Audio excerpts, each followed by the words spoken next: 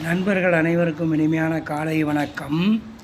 உடல் என்பார்கள். உடற்றுவதால் உடல், துன்பப்படுத்துவதால் உடல், தேகம் தகிக்கச் செய்வதால் தேகம், தகி என்பதுதான் தேகம், சூடு உடையது தேகம். சரி ப்ளஸ் ஈரம் சரீரம். ஈரம் சரியாக இருக்க வேண்டும். உன் நெஞ்சை தொட்டு சொல்லு, உன் நெஞ்சில் ஈரமே இல்லையாடா என்பார்கள். நெஞ்சில் ஈரம் இருந்தால்தான் மனதில் வீரம் வரும். கொஞ்சமாவது ஈவு இறக்கம் வேண்டும். ஈர நிலம் என்பார்கள். காற்றில் நிலவிய ஈரப்பதம் என்பார்கள். இதற்கெல்லாம் காரணம் என்ன?